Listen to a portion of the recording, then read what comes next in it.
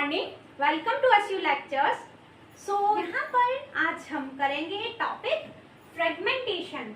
Operating system में बहुत important है एग्जाम्स के लिए। ओके, सो इसमें हमारा सब कवर अप हो जाएगा। फ्रेगमेंटेशन में internal fragmentation, external fragmentation and fixed partitioning, variable partitioning, dynamic partitioning, और आपको सभी डाउट्स क्लियर हो जाएंगे। सो यहाँ पर सबसे पहले हमें पता होना चाहिए कि फ्रेगमेंटेशन होता क्या है। अभी के लिए आप इतना समझिए कि फ्रेगमेंटेशन एक प्रॉब्लम है। फ्रेगमेंटेशन जो है वो एक प्रॉब्लम है जिसमें जो हमारे प्रोसेसेस होते हैं वो मेमोरी ब्लॉक्स को असाइन नहीं कर सकते। क्यों नहीं कर सकते? क्योंकि जो मेमोरी ब्लॉक्स होते हैं उनका साइज बहुत ही स्मॉल होता है। जो हमारे मेमोरी ब्लॉक्स होते हैं उनका साइज स्मॉल होता है, और इस वजह से वो जो मेमोरी ब्लॉक्स होते हैं वो हमारे अनयूज्ड रह जाते हैं, वो यूज्ड नहीं हो पाते, क्योंकि कोई प्रोसेस उसमें असाइन हो ही नहीं सकता, हो ही नहीं पाता। सो ये जो प्रॉब्लम होती है इसको कहते हैं हम फ्रेगमेंटेशन। ओके, सो यहाँ पर टू टाइप्स के हमारे फ्रेगमेंटेशन होते हैं। First internal fragmentation and external fragmentation. So अब हमारा ये आता है फिक्स्ड पार्टीशनिंग। एक होता है हमारा फिक्स्ड पार्टीशनिंग एंड दूसरा होता है हमारा वेरिएबल पार्टीशनिंग, और उसको हम डायनेमिक पार्टीशनिंग भी कहते हैं। सो यहाँ पर आपको ये एग्जांपल मैंने एक लिया है, इससे आपको बहुत अच्छे से सब कुछ क्लियर हो जाएगा। इंटरनल फ्रेगमेंटेशन इसी में ही कवर अप हो जाएगा, एक्सटर्नल फ्रेगमेंटेशन सब इसी में हमारा कवर हो जाएगा। इसके बाद हम करेंगे डायनेमिक पार्टीशनिंग, या फिर उसको हम कहते हैं वेरिएबल पार्टीशनिंग। सो यहाँ पर सबसे पहले हम करते हैं फिक्स्ड पार्टीशनिंग। इसमें क्या होता है, आपको नेम से ही पता चल रहा है कि यहाँ पर कुछ पार्टीशंस हो रहे हैं, और वो पार्टीशंस भी हमारे फिक्स्ड हैं। मेन मेमोरी में जो है पार्टीशंस हो रहे हैं एंड वो पार्टीशंस भी हमारे फिक्स्ड हैं। सो फिक्स्ड पार्टीशनिंग ये आप नेम से ही पता कर सकते हैं। सो इसमें आप अच्छे से समझिए आप क्या है।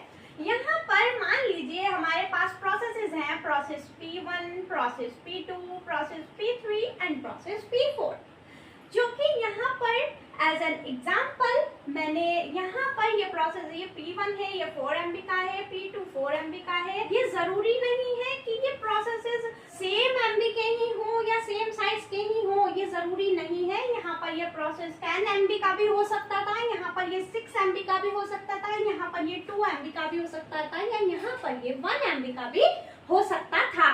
सो यहाँ पर हमारे प्रोसेसेस हैं जो कि 4 MB के हैं। P1 भी 4 MB का है, P2 भी 4 MB का है, P3 भी एंड P4 भी 4 MB का है।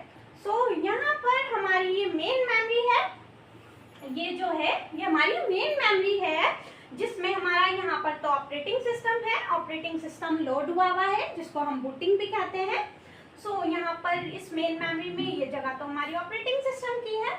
उसके बाद ये देखिए फिक्स्ड पार्टीशनिंग। ओके, सो यहाँ पर फिक्स्ड पार्टीशनिंग में क्या होता है कि जो हमारे पार्टीशंस हो जाते हैं वो फिक्स्ड हो जाते हैं, फिक्स्ड हो जाते हैं पहले ही कि हाँ यहाँ पर पार्टीशन जो है वो फिक्स हो गया। यहाँ पर मैंने एग्जांपल के लिए हुए हैं, ये 5 मैंने फिक्स कर रखे हैं। ये हमारी क्या है, पूरी मेन मेमोरी है। इसमें मैंने 5 MB का ब्लॉक ये है, 5 MB का ब्लॉक ये है, आप देख सकते हैं 5 MB 4 + 1 = 5 MB। ये मैं ये बताऊंगी ये क्या है, ये भी मैं अभी बताऊंगी, लेकिन ये जो ब्लॉक्स लिए हुए हैं ये इतना है। ठीक है, ये 5 MB का है, मैं यहाँ पर लिख देती हूँ।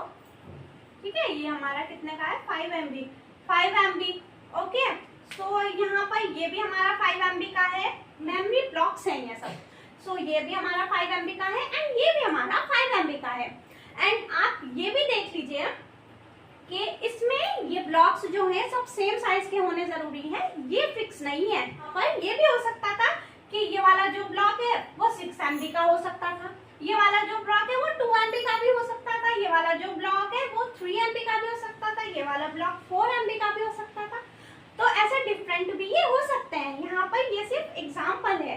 ठीक है, सो अब देखिए आप, ये फिक्स्ड ब्लॉक्स हैं, ये फिक्स्ड है। सो यहाँ पर मैंने एग्जाम्पल के लिए ये 5 MB का ले लिया, ये भी 5 MB का, ये भी 5 MB का, ये भी 5 MB। ओके, सो इसमें क्या होता है, अब ये जो प्रोसेस P1 है ये हमारा 4 MB का है। सो यहाँ पर ये जो ब्लॉक है हमारा, फर्स्ट ये 5 MB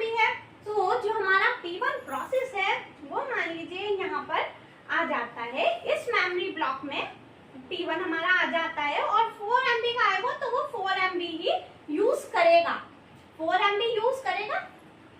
सो ये इसने इतनी प्लेस इसने 4 MB की ले ली है, बट ये जो ब्लॉक है, ये जो 5 MB का ब्लॉक है, अब 5 में से 4 MB तो इस प्रोसेस ने ले लिया, बट जो 1 MB है वो तो बच गया और ये यूज भी नहीं हो सकता, क्योंकि इसमें जो हमारी ब्लॉक्स है उनका साइज फिक्स्ड है। अब ये प्रोसेस तो इसमें आ गया। सो यहाँ पर कंटीन्यूअस मेमोरी एलोकेशन की वजह से यहाँ पर ये जो 1 MB है ये मान लीजिए P2 को प्रोवाइड कर दे, पर ऐसा नहीं हो सकता। क्यों नहीं हो सकता?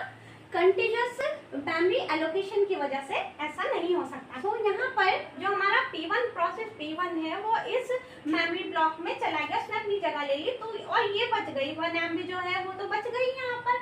सो ये जो जगह हो गई ये अनयूज्ड हो गई, ठीक है, इसको हम यूज नहीं कर सकते कोई। और ये इतनी स्मॉल साइज है, जो कि अभी मैंने आपको बताया था फ्रेगमेंटेशन, ये इतना स्मॉल साइज है कि यहाँ पर और प्रोसेसेस भी, मान लीजिए ये P5 है हमारा कोई प्रोसेस, ये 4 MB का है, ये यहाँ पर जगह नहीं ले सकता, ये इतनी स्मॉल साइज है ये मेमोरी जो है। सो ये हो गया हमारा। सो यहाँ पर जो P2 है दूसरा मेमोरी ब्लॉक असाइन कर लेता है, तो इसमें भी ये है 1 MB हमारा बच जाता है। इसमें भी ऐसे ही हो जाता है कि 4 MB का है ये, जो 4 MB ले लेता है और फिर ये 1 MB हमारी बच जाती है और अनयूज्ड रह जाती है। और ये यहाँ पर भी सेम यही कंडीशन है।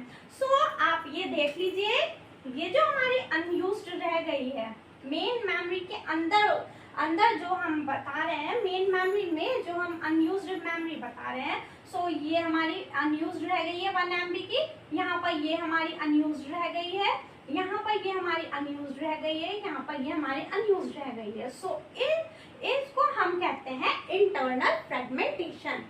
इनको क्या कहते हैं हम? Internal fragmentation. मुझे लगता है आप लोगों को बहुत अच्छे से समझ आ गया होगा इंटरनल फ्रेगमेंटेशन क्या है। देखिए, इंटरनल फ्रेगमेंटेशन जो है कोई एक प्रोग्राम किसी एक मेमोरी ब्लॉक में असाइन हो जाता है और उस मेमोरी ब्लॉक में, उस पार्टीशन में जो स्पेस बच जाती है, जो स्पेस हमारी बची होती है, उस स्पेस को हम क्या कहते हैं? इंटरनल फ्रेगमेंटेशन कहते हैं। सो मुझे लगता है इंटरनल फ्रेगमेंटेशन तो आपको बहुत अच्छे से समझ आ गया होगा।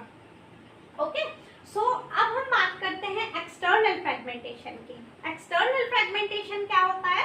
एक्सटर्नल फ्रेगमेंटेशन आप देखें, ये 1 MB है, ये भी 1 MB, 1 MB, 1 MB, ये क्या है? इंटरनल फ्रेगमेंटेशन है। आप इसको बाहर ले लीजिए, इनको आप बाहर ले लीजिए, 1 MB, 1 MB, 1 MB, 1 MB, और इनको आप अगर ऐड करेंगे तो यहाँ पर हमारा टोटल कितना MB हो रहा है? 4 MB हो रहा है। तो वो जो 4 MB है ना, इनको अगर आप टोटल करेंगे, 1 MB ये है, 1 MB ये है, 1 MB ये है एंड 1 MB ये है, अगर आप इनको ऐसे टोटल करेंगे तो ये कितना हो रहा है? 4 MB हो रहा है, ठीक है। सो यहाँ पर ये अनयूज्ड स्पेस हो गई। अब मान लीजिए कोई प्रोसेस है P5 जो कि 4 MB की उसको जरूरत है और उसको भी मेन मेमोरी में आना है। यहाँ पर 4 MB है, यहाँ पर आप देख सकते हैं 4 MB स्पेस है, बट तब भी हमारा P5 प्रोसेस जो है वो यहाँ पर मेमोरी को यूज नहीं कर सकता है, ये यहाँ पर यूज नहीं कर सकता है। सो ये हो गई हमारी क्या? External fragmentation. Okay, external fragmentation मतलब मेमोरी है पर तब भी कोई प्रोसेस उसको यूज नहीं कर सकता है। इस वजह से नहीं कर सकता है, कंटीन्यूअस होने की वजह से नहीं कर सकता है। कंटीन्यूअस एंड नॉन कंटीन्यूअस क्या है? सो यहाँ पर आप देख सकते हैं कि अगर हमारा कोई प्रोसेस है, मान लीजिए P1 प्रोसेस है हमारा, ठीक है, उसके लिए ये जो स्पेस है ये कम रह गई, अभी ये स्पेस कम रह गई, अभी और है वो प्रोसेस, अभी और है वो प्रोसेस। यहाँ पर हमारा P2 है और यहाँ पर फिर से हमारा ये P1। सो कंटीन्यूअस में ये नहीं हो सकता, ये क्या हो जाएगा? नॉन कंटीन्यूअस हो जाएगा कि P1 का थोड़ा पार्ट यहाँ है, थोड़ा, अब जैसे कि ये P5 भी मान लीजिए आप, ये P5 यहाँ पर स्पेस तो है 4 MB का बचा हुआ, बट ये क्यों नहीं कर पा रहा है इसको यूज? कंटीन्यूअस की वजह से, कंटीन्यूअस मेमोरी एलोकेशन की वजह से जो P5 है हमारा वो इस मेमोरी को यूज नहीं कर पा रहा है। कि ऐसा भी तो हो सकता था कि P5 थोड़ा सा अपना यहाँ पर असाइन हो जाता और यहाँ पर असाइन हो जाता तो इसका 4 MB जो है वो कंप्लीट हो जाता, लेकिन नहीं, ऐसा नहीं हो सकता है। कंटीन्यूअस मेमोरी एलोकेशन की वजह से ऐसा नहीं हो सकता। सो यहाँ पर ये कंटीन्यूअस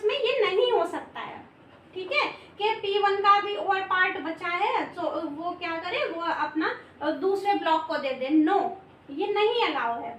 और इसको हम कहते हैं नॉन कंटीन्यूअस। इसको क्या कहा जाता है? नॉन कंटीन्यूअस कहा जाता है। कंटीन्यूअस में तो P1 को ये ब्लॉक मिल गया, P2 को एंड P3 है ये मान लीजिए, तो इनको ये अलग अलग ब्लॉक्स मिल गए, तीनों प्रोसेसेस को यहाँ पर अलग अलग ब्लॉक्स मिल गए, ये होता है हमारा कंटीन्यूअस। क्या होता है हमारा? Continuous memory allocation. और ये है हमारा नॉन कंटीन्यूअस, जिसमें कि P1 यहाँ पर पूरा नहीं हुआ था, तो यहाँ पर P2 के बाद फिर से P1 आ गया। ये हमारा क्या है? ये हमारा non continuous. Okay, non continuous memory allocation, समझ रहे हैं आप? यहाँ पर मुझे लगता है आप लोगों को अच्छे से समझ आ गया होगा। ये था हमारा पार्टीशन, ऑपरेटिंग सिस्टम का पार्टीशन। ये पार्टीशन मैंने आपको बताई है, ये 5 MB, ये भी 5 MB का, ये पार्टीशन 2 है, ये पार्टीशन 3 था एंड ये पार्टीशन 4 था। मुझे लगता है आप लोगों को बहुत अच्छे से समझ आ गया होगा फिक्स्ड पार्टीशनिंग। वेरिएबल पार्टीशनिंग जो इससे नेक्स्ट वीडियो होगी वो होगी मेरी वेरिएबल पार्टीशनिंग पर होगी, वो जिसको हम डायनेमिक पार्टीशनिंग भी कहते हैं। अगर आपको ये अच्छे से समझ आ रहा है, so please subscribe my channel, like my videos and comment below.